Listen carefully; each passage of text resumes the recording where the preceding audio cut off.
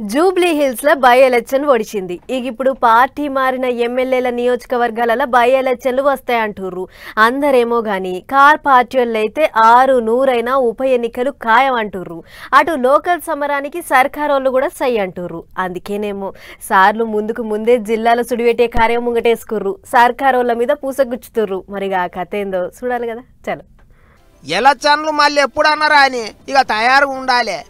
ముందే పబ్లిక్లో తిరగాలి అన్నట్టే చేస్తుండ్రు లీడర్లు. అన్నిటికీ మించి కారు పార్టీ వాళ్ళు తొలత సంది రైతన్నల కష్ట నష్టాల మీదనే గట్టిగా పోరాడుతాండ్రు. గిట్లనే పత్తి రైతుల ఆపది చిన్నగా లేదు పోన్రి. ఇప్పుడు చాలా దిక్కుల్లో పత్తి కొనుడు ఆగిపోయి ఆగమాగం అవుతాండ్రు.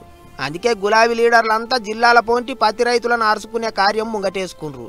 వరంగల్ దిక్కు మాజీ మంత్రి హరీష్ రావు సార్ పోతే ఆదిలాబాద్ దిక్కు ఇంకో మాజీ మంత్రి కేటీఆర్ సార్ పోయిండు.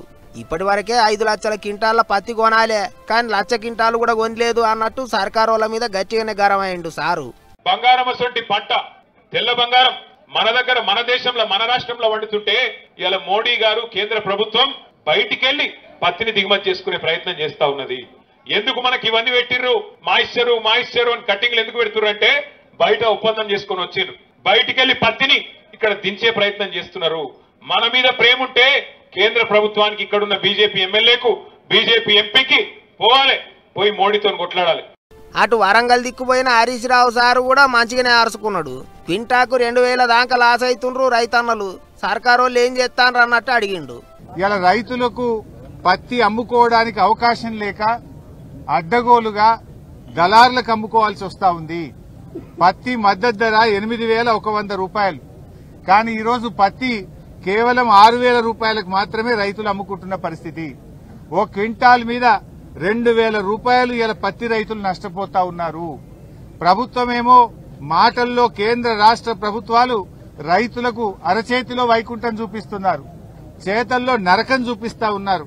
ఇక ఎగస్పాట్యోల ముచ్చట్లు అట్లుంటే ఇంకో దిక్కు పత్తి రైతులను ఒడ్డున పడేస్తేందుకు సర్కారు వాళ్ళు గట్టిగానే తిప్పలబడుతుండ్రు. వ్యవసాయ మంత్రి తుమ్మల సారు ఇప్పటికే ఆఫీసర్లతోని మాట ముచ్చట్లు చేసిండు. అటు జిన్నింగు మిల్లర్ల కష్ట నష్టాలు కూడా అడిగి తెలుసుకున్నాడట. ఏది ఎట్లున్నా రైతులకు తిప్పల కాకుండా చూస్తున్నారట. కానీ పత్తి రైతుల గోస అంటే గోస కాదు పోన్రే, చీడపీడల కంటే ఎక్కువ అయినరు దళారులు. జెండా పాట కూడా లేకుండానే పత్తి కొంటారు. వాళ్ళు చెప్పిందే రేటు ఇచ్చిందే గిట్టుబడి అన్నట్టు తయారైంది. యాలగాని యాలల వానలు కొనేటోళ్ళ కొర్రీలు అన్ని మంచిగా ఉన్నాయి అనుకుంటే రేట్లు పడిపోవుడు. గిట్లా కర్ణుని సావుకు 100 కారణాలు అన్నట్టు రైతన్నల గోసకు తీరు కారణాలు. రాజకీయాలు ఏమో గానీ లీడర్ సావులు జర్ర అన్నదాతలను గట్టెక్కిర్రి సార్లో అని కోరుకుంటారు అందరూ. ఒకటి 2 అని ర్యాంకుల గురించి చెప్పుకుంటా ప్రైవేట్ బడులు భలే ప్రచారం చేస్తుంటారు. మరిగా అట్లనే సర్కార్ బడులకు కూడా ప్రచారం చేయొచ్చు కదా. పొల్లగాళ్ల చదువుల కొరకు 100 కోట్లు ఖర్చు చేస్తున్న సర్కారోళ్ళు గాయంత ప్రచారం చేసుకోకపోతే ఎట్లా అని చాలా మంది మాట్లాడుతుంటారు. అందుకేనేమో ఇగో మంత్రి సారు మంచి ఇగ్రమే చేసిండు చూడురో సరే. సర్కారు బడులల్లో పొలగాండ్ల చదువుల కొరకు ఏట 100,000 కోట్లు ఖర్చు చేస్తుంటారు సర్కారోళ్ళు. మరిగా గంత ఖర్చు పెట్టి పొలగాండ్లను చదివించుకుంటా అక్కడ పాఠాలు ఎట్ట చెప్తుండ్రు, టీచర్లు ఎట్ట పని చేస్తుండ్రు అనేది నలుగురికి చెప్పుకోకపోతే ఎట్ట చెప్పుండ్రే. ఇక అందుకే ఏపీ చదువుల మంత్రి లోకేష్ సారు మంచి ఇగురమే చేసిండు. రాష్ట్రంలో ఎక్కడెక్కడ ఏ బడులల్లా టీచర్లు ఎట్టెట్లా పని చేస్తున్నారో అన్ని తీరులో ఎప్పటికప్పుడు ఓ కంట కనిపెడుతూనే ఉన్నాడట సారు. అట్లా ఇక పొలగాండ్లకు పాఠాలు అర్థమయ్యేటట్టు చెప్పేందుకు తీరు ఇకమతులు చేసే టీచర్లు ఎవరన్నా ఉంటే ఎమ్మటే వాళ్ళ వీడియోలు సోషల్ మీడియాలో పెడుతున్నాడు.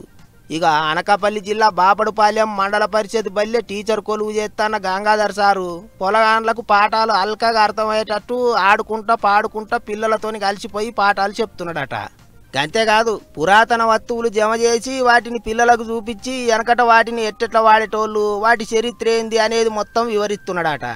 అటు మండపేట మున్సిపల్ బల్లె పనిచేసే కావేరి అనే టీచర్ అమ్మ పొల్లగాండ్లకు మంచిగా సమజయ్యేటట్టు పాఠాలు చెప్తున్నదట. అప్పుడు ఒక్క పొల్లగాడు కూడా లేని బడికి టీచర్ అమ్మగా వచ్చిన కావేరి మేడం ఇప్పుడు మస్తు మందిని సర్కారు బడిలో షరీకు చేయించిందట. గిట్లా సర్కారు బడులల్లో ఎంత మంచి టీచర్లు ఉన్నారో లోకమంతటికి తెలిసేటట్టు చేస్తుండు చదువుల మంత్రి లోకేష్ సారు.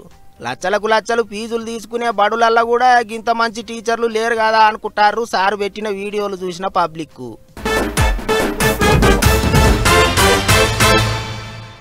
నిన్న మొన్నటి దాకా జూబ్లీ హిల్స్ ఓట్ల ముచ్చట నడిచింది. ఓట్లు పడ్డాక ఎవరు గెలుస్తారో ఎమ్మెల్యే ఎవరు అవుతారో అని మాట్లాడుకుండ్రు.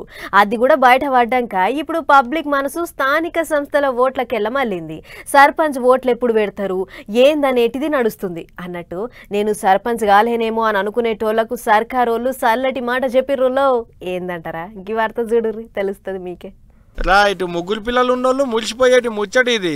అవు మీరు కూడా సర్పంచ్ సాబ్ అని పిలిపించుకునేటి భాగ్యం వచ్చింది. ఇద్దరికంటే ఎక్కువ పిల్లలు ఉన్నోళ్ళు సర్పంచ్ ఓట్లలో పోటీ చేయొద్దు అనేటి రూల్ ఉండే కదా, ఆగో అది తీసేసిర్రు ఇప్పుడు తెలంగాణ గవర్నమెంట్ వాళ్ళు. అంటే వచ్చే ఓట్లలో ముగ్గురున్నా నలుగురున్నా ఎందరున్నా ఏం కాదన్నట్టు, లోకల్ ఓట్లలో పోటీ చేయొచ్చు అన్నట్టే. అప్పట్లో పంచాయతీరాజ్ బిల్లు తెచ్చినప్పుడే ప్రచారం అయింది కానీ మళ్ళెందుకో ఆగింది. మళ్ళీ ఇప్పుడు కేబినెట్ మీటింగ్ లో మంత్రులంతా కూర్చొని గా రూల్ ఎత్తేయాలని డిసైడ్ అయ్యారట. అప్పట్లో జనాభా తగ్గించేందుకు గా రూల్ పట్టుకొస్తే అప్పటి సంది ఇప్పటి వరకు అదే నడుస్తుంది. బలం ఉన్నా బలగం ఉన్నా పార్టీ పతాలు ఎంతున్నా ముగ్గురు పిల్లలు ఉన్నారని ఊళ్ళలో సర్పంచ్ కాకుంటున్న వాళ్ళు బొచ్చడు మంది. కౌన్సిలర్లు, కార్పొరేటర్లు, మేయర్లు, మున్సిపల్ చైర్మన్లు, జడ్పీ చైర్మన్లు, ఎమ్మెల్యేలు, ఎంపీలు, ఎమ్మెల్సీలు గిట్లా ఎవరికి లేని రూలు ఒక సర్పంచ్లకే ఎందుకు అనుకులో ఏమో. అందుకనే ఇప్పుడు పాత రూల్ ఎత్తేసిరు, ముగ్గురున్నా పోటీ చేయొచ్చని కొత్త రూల్ పట్టుకొచ్చిరు అన్నట్టు. ఇన్నొద్దులు ఒకళ్ళిద్దరు పిల్లలు ఉన్నోళ్లే పోటీలు ఉండేటోళ్ళు. ఇప్పుడు ముగ్గురు నలుగురు పిల్లలు ఉన్నోళ్ళు కూడా సర్పంచ్ టికెట్ కోసం ఆశపడతారు కాబట్టి దానికి కూడా పోటీ గట్టిగానే ఉంటది కావచ్చు ఊళ్ళ పోటీ. నాకని వాళ్ళ దాంట్లో కీసులు ఆడుకునేటి కథ కూడా అవుతుంది ఆడాడ. ఏమో పోలి అదంతా వాళ్ళ దాంట్లో చూసుకుంటారు, మనకెందుకు గాని ఇన్నొద్దుల సంది నేను సర్పంచ్ కాలేకపోతున్నా సర్పంచ్ సాబ్ అని పిలిపించుకునేటి భాగ్యం నాకు లేకుంటాయిందని రంది పెట్టుకున్న వాళ్ళంతా ఈ వారు తిన్నాక ఎగిరి గంతేస్తారు కావచ్చు పోండ్రి.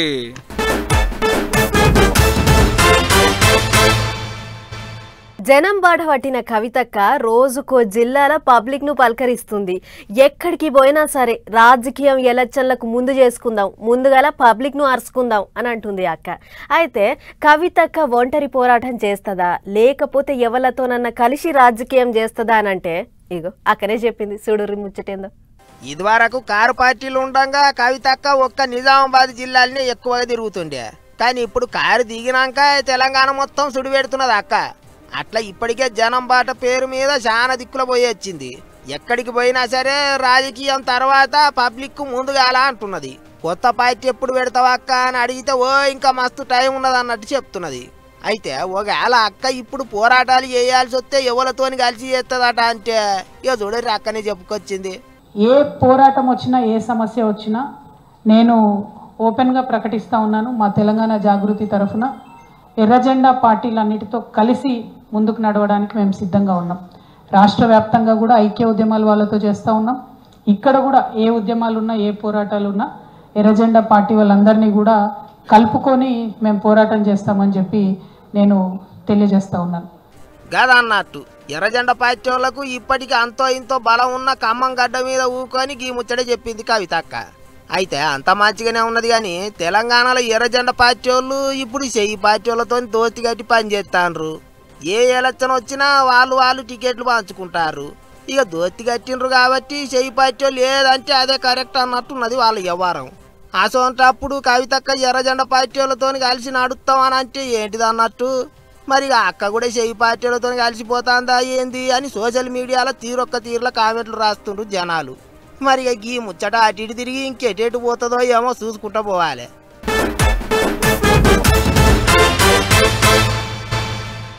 అమ్మయ్యా, మా వాళ్ళు బంగారం ధరల వార్త రాస్తే ఎంత పెరిగిందో అని బుగులయ్యేది. కానీ ఇవాళ మాత్రం జర్ర నిమ్మలం అనిపించే ముచ్చటే రాసిర్రు.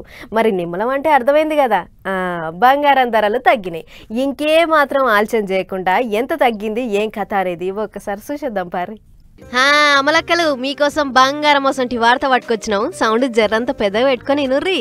ఇన్నొద్దులు పెరుగుడే తప్ప తగ్గుడు తెలవని బంగారం ధరలు చిన్నగా మెల్లగా కిందికి దిగొస్తున్నాయి.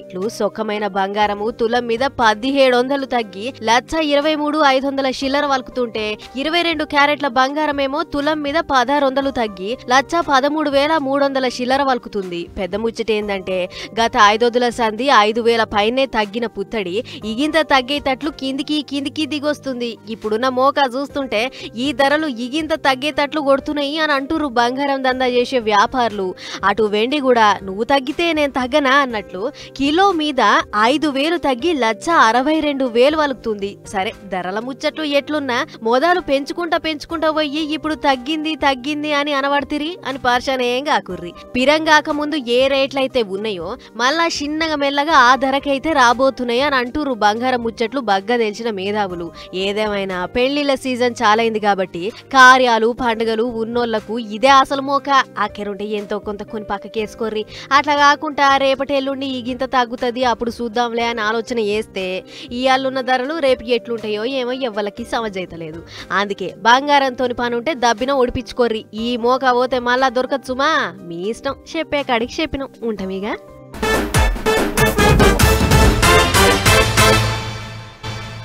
మీ లెక్కన అప్పట్లో చదివిస్తేనా ఏ డాక్టర్నో లేకుంటే కలెక్టర్నో అవుతుంటిని అని అంటుంటారు ఊళ్ళలో ఉండేటి నాయనమ్మలు అమ్మమ్మలు. ఇప్పుడంటే అన్ని తీర్లా సవలతులు ఉన్నాయి కానీ అప్పట్లో గిన్నిగనం బళ్ళు ఎక్కడి గింతగనం సవలతులు ఎక్కడి. చదువుకోవాలంటే పక్క ఊరికో టౌన్కో పోవాల్సేది ఉండే. అందుకే అప్పట్లో 5 చదివిర్రంటే ఆడికే మా ఎక్కువ. ఆయన ఇప్పుడు అసొంటి తిప్పలు ఎక్కడి తీయుర్రి. సర్కారు బళ్ళు కూడా కార్పొరేట్ బళ్ళు ఉన్నట్టు ఉన్నాయి అని అంటారా? కొన్ని దిక్కుల్లో ఉండొచ్చేమో కానీ ఇక్కడ అట్లేం లేవు. చూడుర్రి కావాలంటే ఎట్లున్నదో మీరే. సుట్టు గుడిసే పైనంగా పడదాలు పక్క పొంటి పట్టాలు ఏదో బడని చదువని గీడేదో సుట్టు గుడిసే చూపెడుతులేందని గరంగా కూలి. ములుగు జిల్లా వెంకటాపురం మండలం రాచపల్లి ఊరి కిందున్న మొట్లగూడెం అనేటి పల్లె సర్కార్ బడిది. గడ్డితోని గప్పిర్లు కట్టెలతోని వేల్చిర్లు. ఇదేం బడి అనుకుంటులే. అగో చూస్తే కానొస్తలే పంతులమ్మ చదువులు చెప్పేది. స్కూల్ శాంక్షన్ అయ్యి 6 నెలలు అయింది. దీనికి కొత్తగా మేము గ్రామస్తులందరం కలిసి కర్రలు నరుక్కొని పాక నిర్మించుకున్నాం. చుట్టూ కట్టెలతోని గోడ కట్టుకున్నాం. ఈ కింద కూడా మామూలుగా గ్రామస్తులం కలిసి ఫ్లోరింగ్ లాగినాం. దీనికి చలికాలం కాబట్టి పిల్లలు బాగా ఇబ్బంది పడుతున్నారు. అయితే ఇంత మునుపుకి ఊరికి బడే లేకుండేనాట. ఈ నడమనే ఊరికి బడి మంజూరు చేసినాట సర్కారోళ్ళు. గాని బంగులైతే లేదు. అందుకనే వచ్చిన బడి పోగొట్టుకోవద్దని ఊరోళ్ళంతా కూడా ఇగో ఇట్లా కమ్మల గుడిసేసిలా అన్నట్టు. గమ్మత్ ఏందంటే చదువులు చెప్పేది కూడా ఒక్కతే పంతులమ్మ. ఆమె కూడా డిప్యుటేషన్ మీద వచ్చిన ఆమెనేనట. ఇక్కడ వచ్చేసి పిల్లలు మొత్తం 12 మంది పిల్లలు ఉన్నారండి ప్రెసెంట్. కొత్తగా స్కూల్ శాంక్షన్ అయినందువల్ల నన్ను పైనుంచి వచ్చిన ఆర్డర్స్ వచ్చినాయి కాబట్టి నన్ను రాచపల్లి నుంచి ఇక్కడ వేశారు. ఇది సొంతంగా ఇక్కడ ఎలాంటి ఫెసిలిటీస్ ఏం లేవు. కాకపోతే స్కూల్ శాంక్షన్ అయినందువల్ల విలేజ్ వాళ్ళే సొంతంగా కష్టపడి దీన్ని నిర్మించిల్లు మా కోసము. ప్రెసెంట్ అయితే ఇక్కడ ఎలాంటి సౌకర్యాలు లేవండి. కాకపోతే గ్రామస్తులే కొంచెం కష్టపడి నిర్మించారు. ఆమె మాత్రం ఏం చేస్తుంది, పై అధికారులు పంపించారు కాబట్టి ఎంత తిప్పలైనా బడికి వస్తూనే ఉన్నది, చదువులు చెప్పిపోతూనే ఉన్నది. అట్ట కూడా 6 కిలోమీటర్లు నడుచుకుంటూ రావాల్సిందే. బస్సు ఉండదు, పాడుండదు. 12 మంది పొల్లగాళ్ళు ఉన్నారట కూడా బల్లే. అయినా సవలతులేం లేవంటే చూడులిగా సర్కారు లేవో బడి కట్టించేటి ఎగురం చేయాలనేది గా ఊరోళ్ళు అడుగుతున్న మాట. ఏం చేస్తారో ఏమో ముంగడ చూసుకుంటూ పోవాలి కానీ సవలతులు లేని బల్లె కూడా గింత ఓపికతోని చదువులు చెప్తుందంటే ఈ పంతులమ్మని తారీఫ్ చేయాల్సిందేనబ్బా.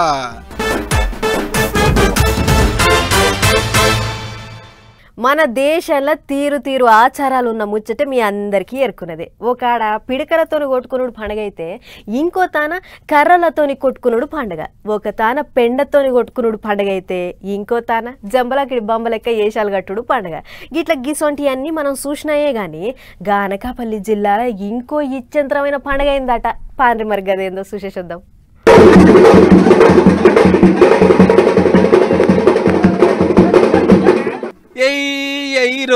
చూద్దామెయ్యరో అని బట్టలన్నీ మసిబొంతలు కాక ఎగుర్లో పెడతారు చూడుర్రీ. గీదేగా పండుగ ఏందనుకుంటారు? బురద పండుగ.